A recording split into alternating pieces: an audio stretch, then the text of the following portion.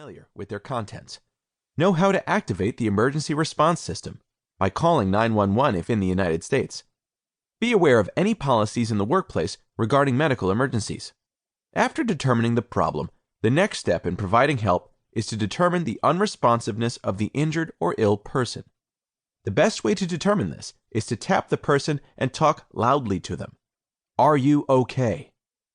After determining unresponsiveness, yell for help. Look for any medical identifications, such as a necklace or a bracelet. This may provide a valuable clue to the cause of the situation.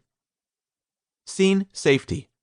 Assessing the safety of the surroundings is critical when approaching any scene. You do not want to become another person who is injured or ill, so look for any potential dangers. Remove the person from any dangers, such as presence of water at the scene. Be especially alert to avoid danger from automobile traffic. Hand washing and personal protective gear. Hand washing is essential in prevention of disease and illness. Wash your hands after each episode of care and after taking off gloves. Also, be sure to wash the injured or ill person's hands at the first opportunity. When a sink is not available, use hand sanitizers. Most hand sanitizers are alcohol-based and are substitute for hand washing when needed. Proper hand washing technique is fairly simple. Completely wet your hands and generously apply soap. Rub vigorously for at least 20 seconds. Rinse your hands with plenty of running water. Dry your hands with a towel or air dryer. Using personal protective gear is an important strategy to minimize the risk of blood and bodily fluid exposure. If the person is bleeding, always wear gloves and protective eyewear when giving first aid care. The universal precaution is to use personal protective equipment whenever there is possible exposure to blood or bodily fluids. It reduces the risk for both the rescuer and the injured or ill person to be exposed to a blood-borne disease. Gloves protect your hands from exposure to blood and other bodily fluids, while eye protection prevents accidental exposure from splashing fluids.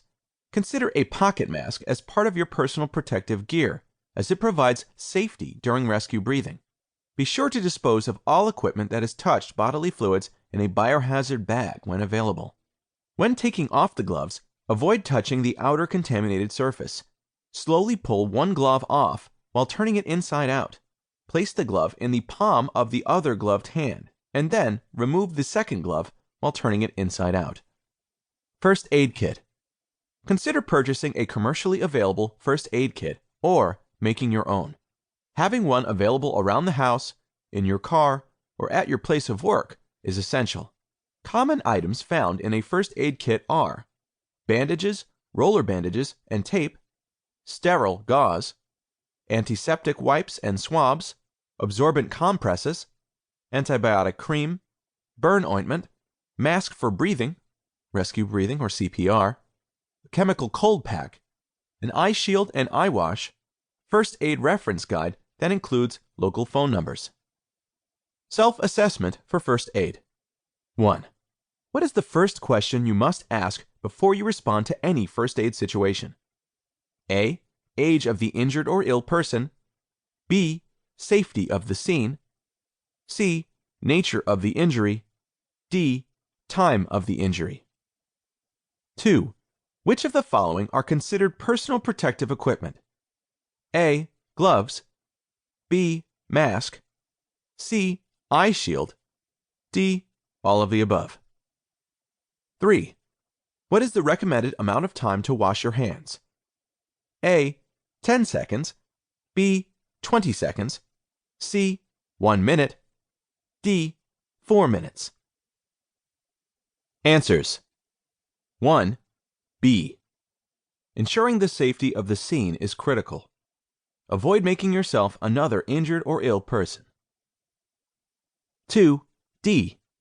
Personal protective equipment is essential when responding to any first aid or emergency situation. It's difficult to predict if the person will vomit, is bleeding, or is seriously injured. 3. B.